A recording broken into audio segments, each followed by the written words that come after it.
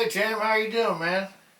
Good, how's it going? Oh, it's going pretty good. How about yourself?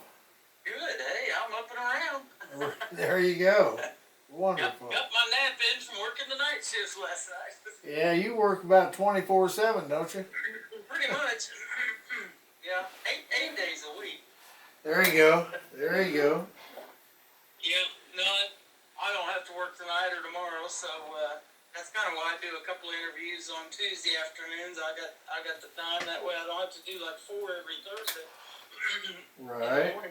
Thursday mornings are what's rough. I do three or four interviews in the morning, then I go take a nap, and then I have to do a show at 7, and then I go to work right after the show. So Wow. that's a long day. Yeah. Yeah, you betcha. Anyway, we'll get you going here. I've got My Father's Gun, The Corner of Heaven and Hell, Here's to You, All of the Above. So I'll do three of those. Which three you want? Uh, you choose. I mean, they're all my favorites. I like the story of My Father's Gun. We'll do that one first. How about that? That's fine. Corner of Heaven and Hell, and then how about All of the Above for the third one? That sounds good. All right, man. And this will air tomorrow. I go on the air at 9 o'clock in the morning tomorrow, and you're the second interview, so you'll be at 10:30. Okay. So 10:30 still in a.m. Texas? Yes. What you doing there? Well, Nashville changed. Country music ain't country music, but it's alive and picking down here in Texas. Oh, okay. I didn't know if you were visiting or you moved or what. Yeah, I moved down here 7 years Oh, ago. Yeah, when it just Nashville's just full of yeah. pop music with the fiddle, and so Yeah. Well, nevertheless, and all the stuff of the young kids, and everything, and it's a party town now, and cops getting called, people are telling me, and it's just gotten crazy, so. yeah, it was crazy back in the day, but Uh-huh. it's just nothing against it, but it's just not my cup of tea, Yeah. Well, Yeah. that happened to an artist that I actually met in Branson a couple of years ago. His name's David Adam Burns. You may know him. And he was in Nashville for a while. He moved to Texas, and his career's taken off a whole lot better since he moved back to Texas. So, Yeah, well, that's good. Yeah, I'm not really doing anything. I'm just recording, writing, that kind of thing. Because down here, it's hard to get a gig because you have all these tribute bands, uh-huh. and nothing against it. It's just not my cup of. I was asked to Yep. do one today. They wanted me to be a tribute for Toby Keith. Uh-huh. I met Toby Keith at the Hall of Fame Lounge and back in about '98 or something like that. But nevertheless, Yeah. they wanted me to be a do a tribute band, and I'm just not one to. They don't do my songs, so why should I do theirs type of thing? Right. Yeah, Hey, that's a good one. yeah, it's a Well, tribute. Branson's kind of become that way too. I've been based out of Branson since I started this show 12 years ago, Uh huh. and I basically pulled out of that town this year because they are that way. They've become a tribute town, a cover show town. There's Elvis, there's Michael Jackson, there's George Strait, and all this other. But I'm all about the original music, and I was trying to bring artists to Branson and get some of these theaters to maybe let them do a show without having to sign a 5-year contract, and be there. They just want to do a stop through. They're on tour. They may be doing a radio tour or whatever, and they want to come through and play a gig or two. And I found it really kind of tough. So, I've been. I even had I've, one guy in a group. He said, "I don't mind you posting your show, just don't post every show." I'm like, okay, well, I left that group and blocked his ass. I don't even know who he was. But yeah, so I got tired of that. So I switched over to Springfield, Missouri. I'm close to both. I work in Springfield. It's just 15 miles north of us. Branson's about 20-25 south. So I live right in between. I live in Ozark. So. Uh, but yeah, yeah, I've Branson's I've become been to that way too, Branson. and it's just dying for original music. There is none, because all the artists that brought that in with Roy Clark's theater, Glenn Campbell, Mickey Gilley, they're all gone. So. Sure, And I'd love. I I saw you open for him. Him and Willie had a theater here for a while. Yeah, I'd love to do that. You know, if you Yeah. know anybody that lets original artists come up there, Yeah. you know, Well, I'll tell you, an idea that I had that I was going to try to do, I bought the domain to it, but I bought this domain called bransonopry.com, and I wanted to do an Opry style theater and have a show maybe on a Friday, Saturday night. You guys come through and, just perform on a weekend, with your original music. You can do some covers, whatever, but, people get to know who you are that way. sure. And then if Branson receives you well, then we'll induct you into the Branson Opry, just like they should have done with Mel Tillis and Glenn Campbell and Roy Clark and Mickey Gilley and all these folks. And then I thought it'd be cool to reach out to the families and get some of their memorabilia, like a jacket they used to wear, or a guitar they used to play, and put that in a trophy case and let people look at it and stuff. So. Sure. But Wonderful. I don't know. It's just an idea that I had. Branson should have already done that for the folks that's come through there.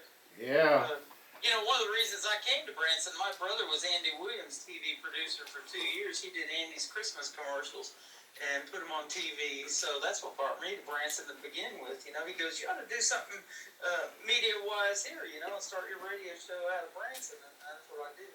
Wonderful. Mm-hmm. Yeah, those guys are just iconic, Yeah, and that's what's dying in that town. And when somebody comes to see a show now, they don't know who the Hughes brothers are, the Duttons, or this group six. They're six brothers. They don't have any instruments in the show. They play everything with their mouth. It sounds like a full band. The way they make that noise and that music with their mouths, but. Sure. People don't know those people until they come, and then they have to drop $40 or $50 for a ticket to figure out who they are, and hope the show's good. Yeah. So, when Kenny Rogers was here, you knew you were going to hear some hit songs. Joe Diffie played here, a bunch of those. Wow. Yeah, Joe Diffie, he's my favorite of all. Anyway, well, I'm ready to record if you are. I got another one at 6 o'clock, so. Okay. All right. Sounds right, good. We'll get you going here. All right. All right, stay up. Here we go. Oh, let me get the recording bit right there. Here we go. Is this You're my? listening to the Tim Kelly Show on KICR, IndieCountryRadio.com. It is Indie Wednesday. I'm playing the best in new country music, and I got a couple of great radio interviews today. Second up on my list is Garrett Walker. How are you, my friend? Doing great. Doing wonderful. Better than I deserve. Better than you deserve? Yes, I was there. Me too. I'm doing a lot better. I missed a couple of shows because I lost my voice, but it's back now, and I'm glad to talk to you today and be able to do that. Yeah, me too, man. This is wonderful. You have been turned on to me by a good friend of mine, Lula Bradbury from Indianapolis, Oh, Indiana. I call her my station mom. I've known her since I started. She is the sweetest. 11, 12 years ago we met. Yeah, she's the one who turned you on to me, or turned me on to you, and yeah, she's been a friend of mine on social media. I mean, I have her number now, and so we talk sometimes. But she is the sweetest. She's on social media. I think she has been a friend of mine for about 12, 15 years. That is awesome. We love Lula, and we surprised her about a year and a half ago. We went to a venue that I did in St. Louis called Freedom Jam USA, and Indiana's only about another 3 hours. So my wife goes, "Why don't we just drive up there and surprise Lula?" So we arranged it with her daughter, and we drove up in the driveway, and she's sitting in the kitchen table having coffee, and she just about freaked out. So that's wonderful. That's Well, it's great to have you and your music on the program, and I'll tell you one thing about Lula. She's a lover of independent artists, and she still turns me on to a lot of music, and of course artists like you, and that's the reason we're doing the interview today. And awesome. You're all about original music too, so traditional country music is what you make, and you were based out of Nashville, but now you're in Texas, so yeah. the Texas country scene is really hot, isn't it? Yes, it is. It is. It's mainly down in Fort Worth. The outlying areas, they do a lot of the tribute and that kind of thing. But yeah, mainly Fort Worth and down in that area, you can get some real country music. Yeah, absolutely. One of the first songs that we're going to play tonight called My Father's Gun. I have played this before on my show a couple of times, actually, I'm looking at. But I love the story behind this song, and that's what country music is all about, isn't it? And that's why I love doing these interviews, is to hear those stories. Oh my gosh, yeah. My father, my brother, and I used to go hunting uh, out in western Kansas, and so I had my first gun. It was a 20 gauge. My dad had a 12 gauge. Brother had a 12 gauge, and we're going down this corn row, and there was a covey of quail jumped right and it came out right in front of me.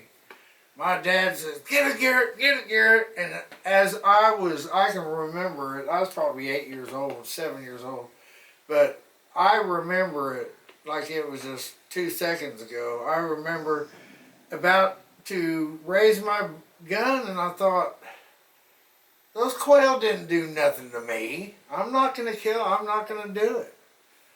Obviously, I never went. I never went hunting with them again. I'm just not into guns. I mean, they were made for one thing, and that's to kill, and I'm just not that guy. Yep. You know? Yep. My grandfather, and my uncle used to go pheasant hunting out there in western Kansas too. When I was a kid, I never went with them, but yeah, that was something that they did. And I see that you grew up around Topeka, Kansas. Is that right? That's where I was born, but I was raised in Kansas City, and then I moved to Nashville in '95. I was there for 23 years. Awesome. Well, I grew up in southeast Kansas, a little town called Fort Scott, Kansas. It was a military fort town back in the Civil War days. I played Fort Scott. You played Fort Scott. How about that? Small world, isn't it? Uh-huh. And about 90 miles south of Kansas City, so that's where I became. Everybody that knows me knows that I'm a huge Kansas City Chiefs fan, and we got a game this Saturday against the Houston Texans at Arrowhead Stadium, so it's going to be loud and proud this weekend. Yeah, wonderful. Yeah. It's going to be a lot of fun. So a lot of fun talking to you today as well, and we're going to play a few of your songs, but I was looking at some of the folks that you have actually opened for. Merle Haggard used to be in Branson, Missouri, and I've got a memoir my wife got me for Christmas a couple of years ago of the great Charlie Daniels. You performed on a TV show with him. Yes, the Charlie Daniels Talent Roundup. That's awesome. He was quite a guy, wasn't he? The best, you can't get any better. You know? Yeah. You know, his memoir was Never Look at the Empty Seats. He believed that you put on the same quality show whether there's 20 people out there in front of you or 20,000. Yeah, when I get on stage, I look up. I don't look right in front of me, just eye contact I do. But I like to look out where there's nobody there. And but it makes everyone else that's watching think that there is somebody there, and so my mama taught me. My mama was a singer-songwriter. My father was, and as well, and my mama always told me never turn around. Never put your back to the audience. Always be right there in their face. And so I pretty much, that's how I was. I always say, Mama taught me 3 chords. It's been hell ever since. Chasing my nightmare. My dream was a nightmare sometimes. Go ahead. Yeah. I was looking at that in your bio that your mom and dad were performers, and you used to hang out backstage, and it said you were soaking that up like it was breast milk. You were just taking all of that in, and that's what got you into music. But let me ask you this question: there's a lot of genres out there. Why country music for you? That's probably what you grew up on, but that's what I was growing up on. Yeah, that's. I mean, I knew nothing else. I mean, I like the Three Dog Night. I like Sills and Crofts. David David Gates. I like Jim Croce. I love him. But I you do a little bit of Leonard Skinner in your shows too. Yeah, I sure do. I mean, you just got to play the ones that everyone can sing along with.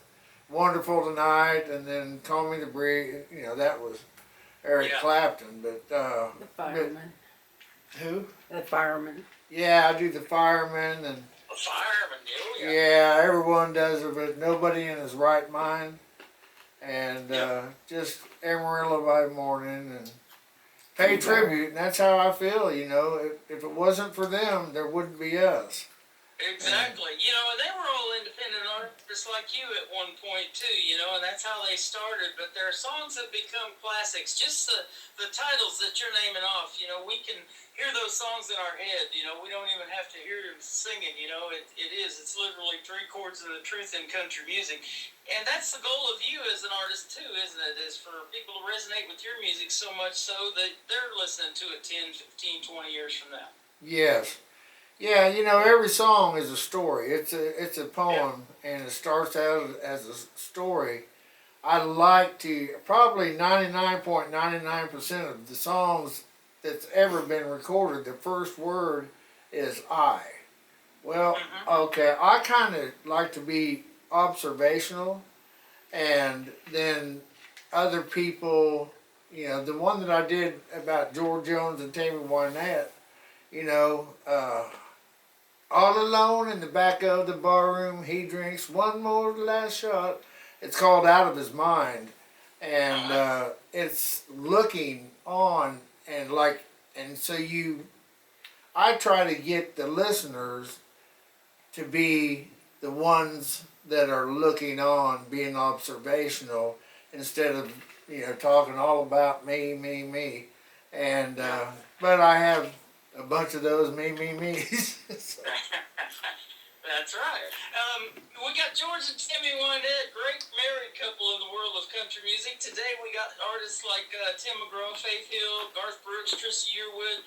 We got Garrett Walker and his wife Patsy with us today. How you doing, Patsy? I'm doing great. How are you? I heard you in the background helping Garrett out a little bit. You guys are a happily married couple, and you guys do everything together, including going to shows and performing for the folks. That's awesome. She believes in me more than I do. Isn't that something? Boy, there's nothing better, is there, to have your better half, and if you have kids or any of that, you know, your family support is the number one most important thing that keeps you going. Absolutely. She's one of God's angels right here on earth. And there ain't. Yeah. They get me talking about it, I'll start bawling like a little girl. But anyway, yeah, she's. That is awesome. So, how long you guys been together, and how'd you meet? We've been together 7 years. Going on 7 years, June 1st. Is it June or July? July. July 1st. Hey, I am the husband. But we met online, and I was in Nashville. And I always said they'll chisel my stone in Nashville. And we just got to where we was talking every night. And You said you met online?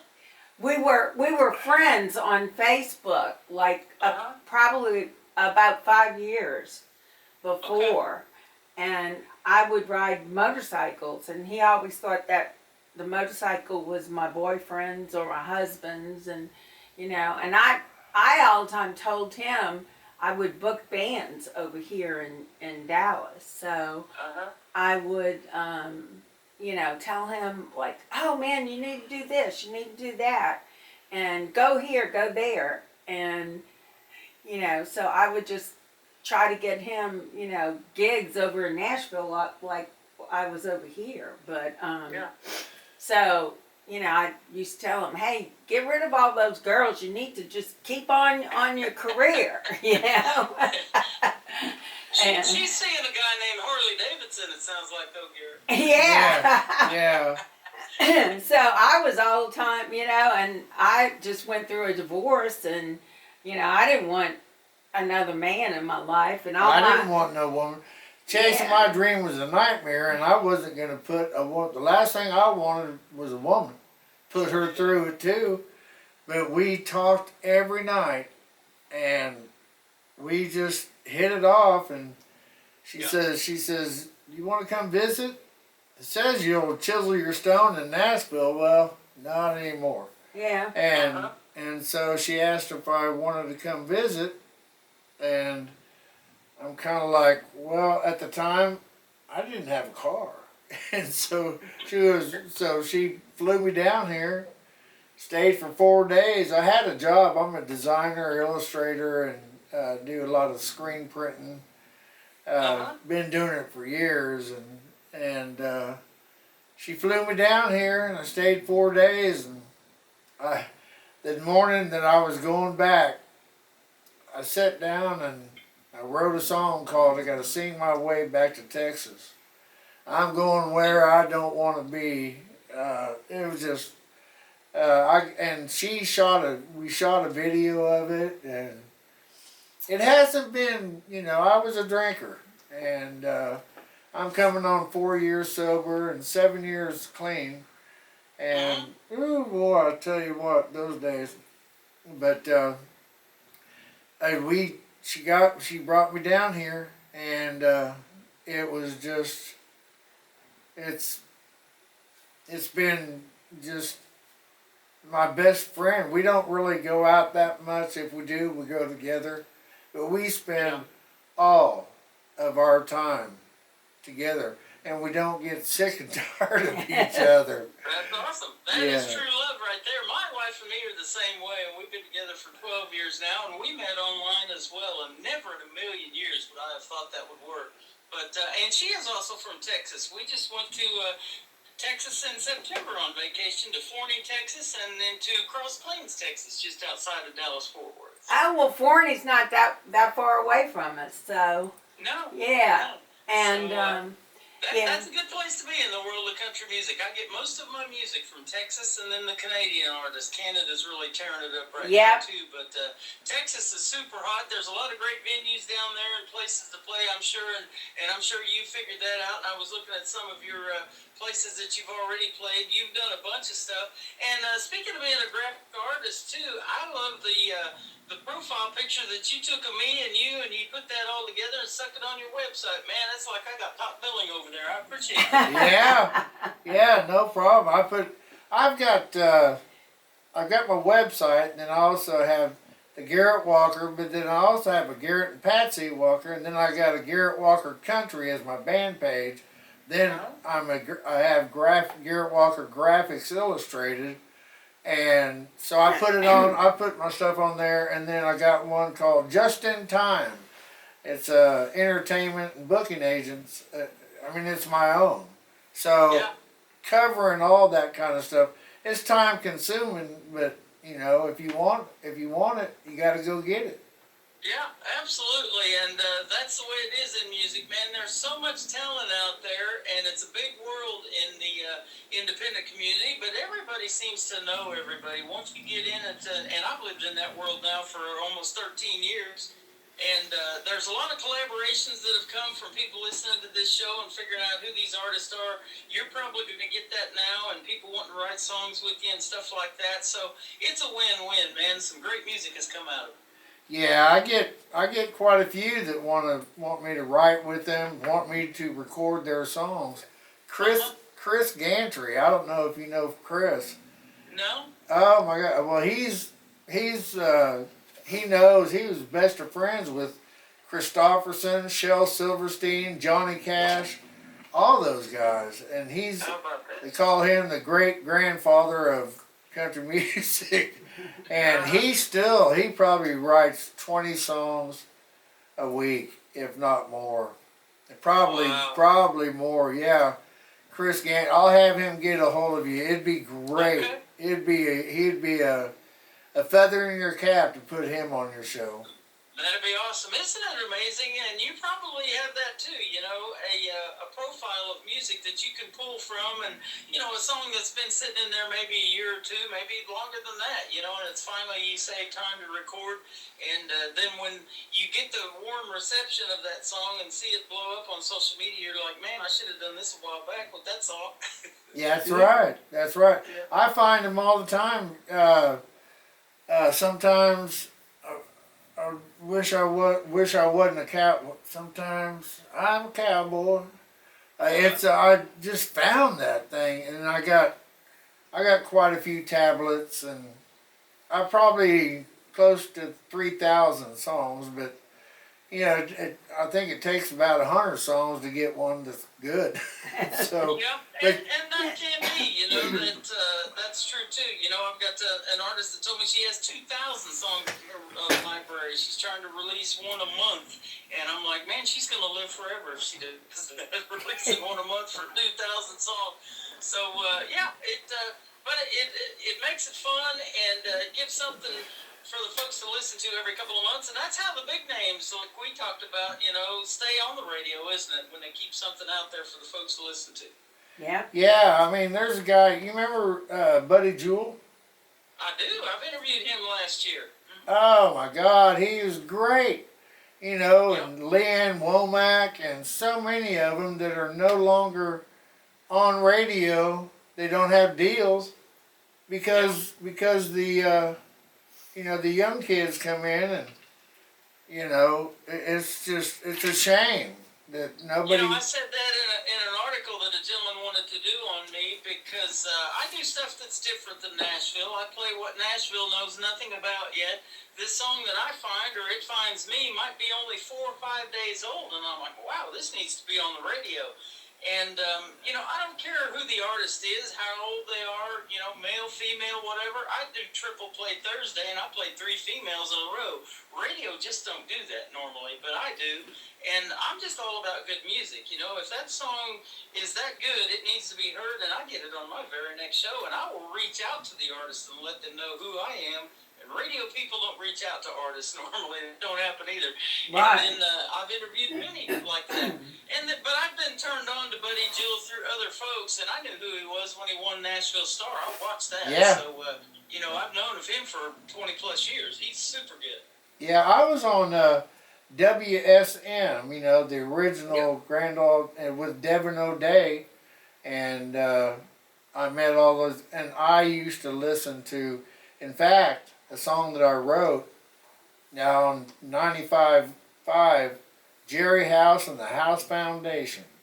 Uh-huh. Him and Mike Bohan was on there, and every day from 5 a.m. till 10 a.m., I never missed that. And they were talking, and something, Jerry said something, and then Mike Bohan said, yeah.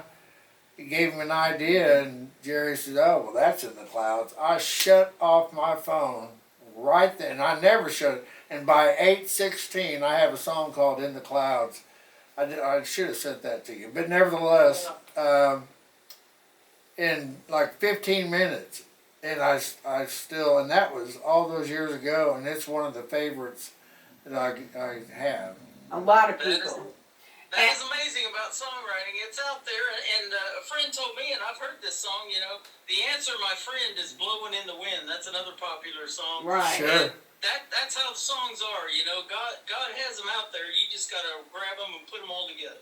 And I want to tell you that song, In the Clouds, every time I listen to that, anyone can listen to it, and I still cry every time I listen to it. Because Wow. That is awesome. Well, you're not supposed to make a woman cry. But it But can. the emotion that it evokes, that's what it's all about. It relates to your mom, your dad, your children, everyone. It relates to everyone. Yep.